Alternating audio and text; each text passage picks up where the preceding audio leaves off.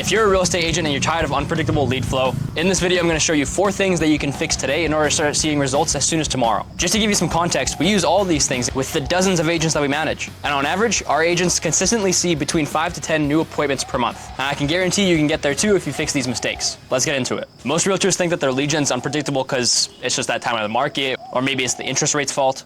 But the reason is much simpler and way more under your control. If you're doing between 7 to 15 deals a year right now, and you want to scale without working more hours, you need predictability. And predictability only happens when you understand why your pipeline swings so much month to month. After managing thousands of campaigns and booking hundreds of appointments, I've noticed the same 4 patterns across all the realtors that I've talked to, from the beginners all the way up to the top 1% agents. So in this video, I'm going to be breaking down those 4 mistakes, the last one being the most powerful, so that you can have a more predictable flow of not just leads, but deals. The first mistake is using the wrong vehicle. What do I mean by that? I'm going to take a wild guess and assume that the majority of your deals come from referrals. If not, then the next best agents usually do things like door knock, set up bus stop ads, send out mailers, maybe some of them cold call. But I want you to pause for a second and think. A, are these vehicles predictable? Can you know for sure the numbers that you're going to see?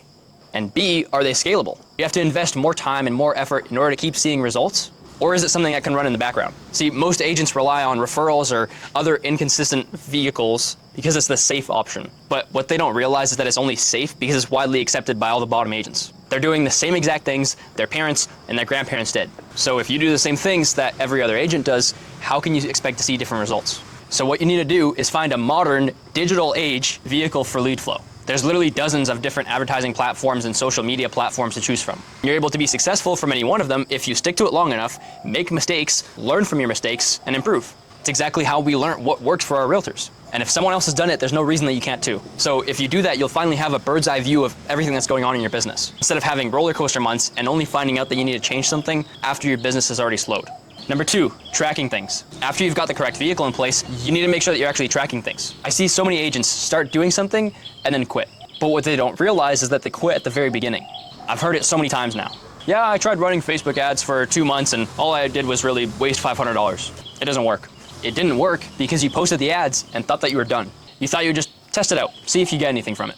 If you actually want to set up a new pillar of business, you need to take it seriously. The chances of your advertising campaign working on the very first try are as low as your first ever social media video getting 1 million views. Yet that's the expectation that some realtors have. Therefore, in order to actually see success with your vehicle, whether it's paid or organic, you need to be consistent.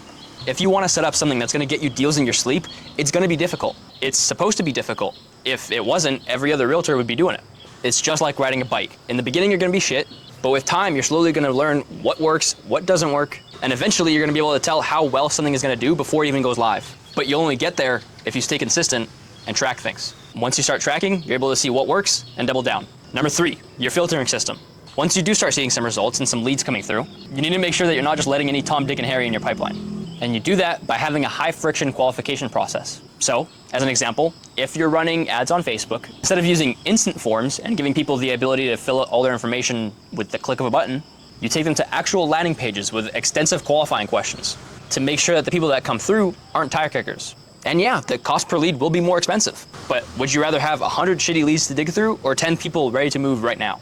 I've heard so many agents talk about how Facebook ads don't work because they bring in low quality leads, but that's only because you're letting them do that. If you create a higher standard for entry, you'll start seeing higher quality leads. It sounds so simple, yet it's so overlooked. Finally, number 4, follow-up. Realtors tend to burn out mentally or just prioritize other active deals, so that way the pipeline stops flowing even if other leads are still coming in. And that's understandable. Calling 6-month cold leads when you're working on a deal that could put $10,000 in your pocket seems useless. But what that means is that you miss out on the other $20,000, $50,000, $100,000 worth of clients in your pipeline that might have not been able to move before, but are now. What happens? Well, since you forgot about them, they forget about you. And they just end up working with another agent that had properly timed follow-up. So what do? Well, obviously you need to start with non-spammy, non-salesy follow-up nurture sequences. Ideally on both SMS and email, since some people might prefer one over the other. Personally, I set aside specific times of the day that are dedicated towards purely just calling old leads and following up with people. The problem for realtors is that calling people isn't the best use of their time. In a perfect world, in order to maximize the amount of money that you make, you would just spend all your working hours closing deals. So in my opinion, the best investment that you can make is hiring an ISA. Think about all the advantages that you get over other agents. You have someone qualifying every single one of the new leads that come into your pipeline, saving you hours of calling them yourself just to find out that they're just looking. On top of that, they follow up consistently and on time with everyone who wasn't quite ready but are now. Because let's be honest, you won't remember to call Susan 6 months from now. An ISA can stop Susan from going with another agent. And they can book appointments with these people directly into your calendar so that you literally don't have to lift a finger. You could just be having supper with your family, and an in-person home evaluation with someone looking to sell their $1 million property just appears for Friday at 3 p.m. Nothing else you do in real estate can give you this much leverage. And honestly, this is why our clients see such predictable results. We just eliminate all the variables for them. So the reason that your lead gen feels unpredictable isn't because of the market or because you're bad at real estate. It's because you're relying on systems that were never designed to create consistency. Therefore, to recap, number 1, choose the proper vehicle, something that will give you exponential results the better that you get at it. Instead of using the same oversaturated, safe strategies that have been used in real estate for decades, do something different. Unless, of course, you just want the same results that all the other agents are getting. Number 2, track your numbers. Don't give up right at the beginning. Fail, fail, and fail again until you get it right, and then rinse and repeat. 3, filter out the tire kickers. Make it impossible for whatever it is that you're doing to bring you low-quality leads. Number 4, follow up. Don't let your leads work with other agents. Either dedicate time to it yourself and prioritize it, or if you can afford it, hire someone else to do it for you. But even if you fix all this, you still won't get consistent deals because online leads are hard to convert, even when they're motivated. Online leads aren't as easy as referrals. They don't automatically trust you. And that's what I break down in the next video. Hope you got some value out of this. Take care.